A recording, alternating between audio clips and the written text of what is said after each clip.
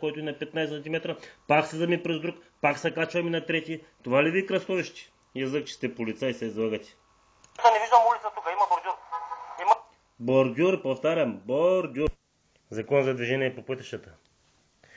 Кръстовище е място, където два или повече пътя се пресичат, разделят или се събират на едно ниво. Пътя. Път е всяка земна площ или съоръжение, предназначена или обикновено използвана за движение на пътни превозни средства или на пешеходци. Към пътищата се приравняват и улиците. Така. И платно за движение. Обща ширина на пътните ленти. Граница на платното за движение. Господа полицаи, това е за вас. Границата е линията, очертана или не с пътна маркировка, която отделя платното за движение от другите конструктивни елементи на пътното платно. Банкет, тротуар, забележете го, лента за принудително спиране и други. Линията, с която се очертава бус лента, също е граница на платното за движение. Не го забравяйте това нещо. Банкет и тротуар. Пътен банкет. Ето една длъжната част от пътя, ограничаваща платното за движение. Ограничаваща, аз съм справил, не мога да навляза там. Банкетът може да бъде укрепен или неукрепен. Там в случая е укрепен. И тротуар е изградена, оградена или очертана с пътна маркировка надлъжна част на пътя, ограничаваща платното за движение и предназначена само за движение на пешеходци. Господа полицаи, язък, че не знаете тези правила. Колко неща много сочат, че вие не сте прави. Ама колко, кой да ги прочете? Това е изграден бордюр. Така. Следователно съм справ без да нарушавам закона. И какво да каже Никъде няма пешеходна зона. А ако знае какво е бордюр и тротуар, и явно хладнокръвно го прави това нещо, да ми състави акт с такова нарушение. Ето виж, казва се, аз съм най-големият професор. Защо съм професор? Защото Христос на време ще му накисна. Защото законите въжат за всички. Ето го. Законите въжили за всички, само за мен не въжали. Май е точно обратното, господин полицай. Те си въжат за всички и за мен, ама май не и вие правилно ги констатирате. Какъв е проблем? Какъв знак има тук? Какъв ми е проблем? Вие сте просто кръстовище. Един момент. Няма никакво кръстовище. Този знак се въжи за... Паркомясто заради джинса луна. Това е място. Той, ако Росен Мане сега в момента ми твърди, че той въжи за цялата улица, той е батен кадърния полицай. Тук едно паркомясто има. Ама... Това е упоменато, че заради него не се спира тук, нали? Както и на следващото. То зато и се повтаря. Не, само да погледнем в началото властите. Айде да ги погледнем. Аз не искам да споря с никого, просто искам да се осъмират нещата. Никой не спира в пешеходната пътека на пешеходната зона. Оп! На пешеходната пътека никой не спирал, на пешеходната зона никой не спирал на улица Александровска. Извинявайте, господин полицай, последно, кое от двете неща съм нарушил? На пешеходната пътека, както видях, че не съм спрял, за да твърди, че съм спрял. На пешеходна зона също не съм спрял, защото съм си на платното за движение. А тогава, ако това е улица Александровска, защо пешеходците пресичат между две пътеки? Защо не се съставя на тях акт? Сечено. Просто вас застрелях с този въпрос, като твърдите, че е кръстовище. Направо сте разстреляли в десятката.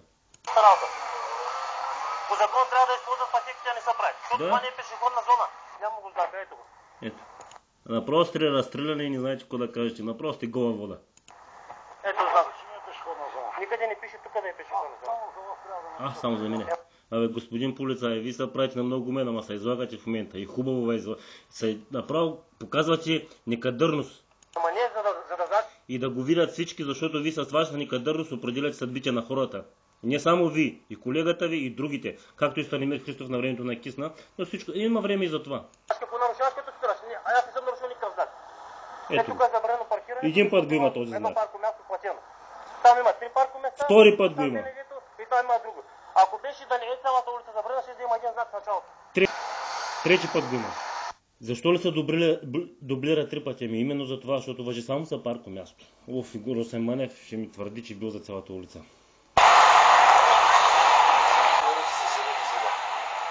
Перезели обявата са? Не.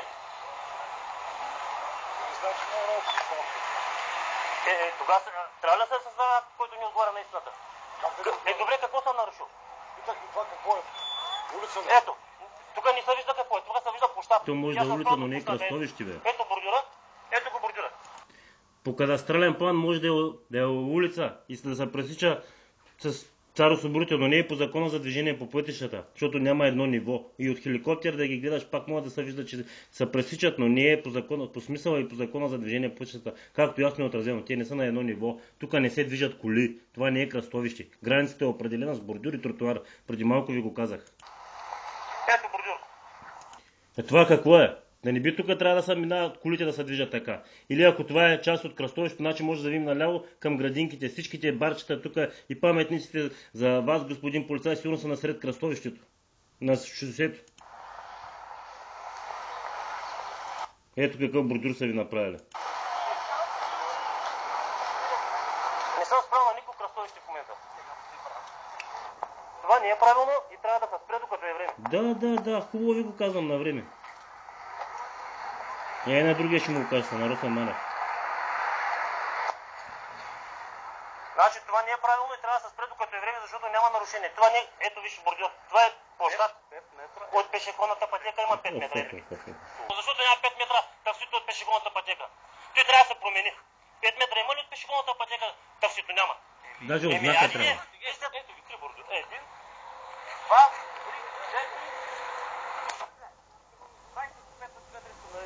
4. Знаете, че 5 бордюра тук да ги броите. Не е от бордюра, от знака, но няма значение. По закона за движение по пътищата това е бордюр. Аз съм справил до бордюра. Бордюр, господин Росен Манев. Бордюр. Знаете ли какво значи бордюр? Тротуар, ако не е. Тротуар. Граница на платно за движение. Знаете ли го? Ай, прочетете го за домашно. Ама защо да ходим там? Чакай. И като ходим там, дето искате да ми покажете знака, тук, внимайте да дигнете крака, защото ви вървите по улица и по едно ниво. И да не се спънете случайно на кръстовището. Само да попитам нещо. Защото на средата на кръстовището има дупка дълга 4 км и се нарича цар освободител. И която кмета би трябвало по вашите правила да се запълни. 4 км дупка, около 15 см дълбока. От бордюра се виждам. Добре, сега, съгласен съм за там какво пише. Добре, господине, само за момент. Тук се издигнете крака, ако обичате, защото е кръстовище. По нищо не си лечи, че това е кръстовище с този бордюр. Това е площад, който свършва тук. Как да се лечи? Как да не си лечи? Да, лечи си. Добре, извинявай много, ама с кои очила сте тръгнали? Добре, господине, да ви попитам. Ако това е улица... И аз сега на много кофти въпрос да видим как ще отговори. Никак, господин Манев, ама никак. Направо подавайте си оставката и напускайте от двамата с Иван Иванов. Ако това е улица... Добре, ако това е улица, тези хора ще им напишете ли дето пресечат между две пешеходни пътеки? Оп! Сега много кофти физиономика ще направиш, господин Манев, знам, защото някой да ми отговориш. Не, ето ги. Които вървят между две... Всичките пресечат, уж е улица, не е пешеходна зона, вървят между две пешеходни пътеки. Защо не им пишете тях на тях?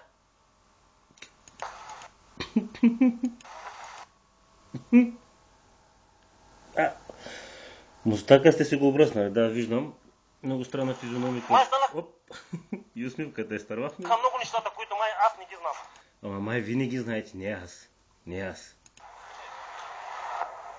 Където има близо пешеходна пътека, трябва да се използва. Напишете тяхто на всички тогава. Айде. Ето виж, даже това не го правят. Справа съм с кръстовище.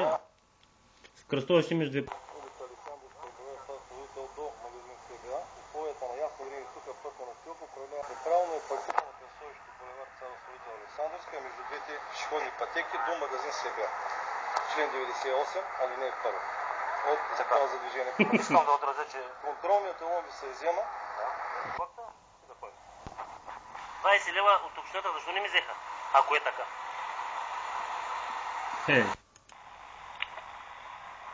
Без пак от днес на Матева.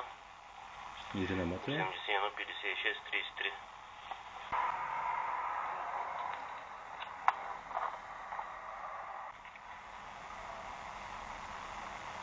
33. Ирина Матева, вестник.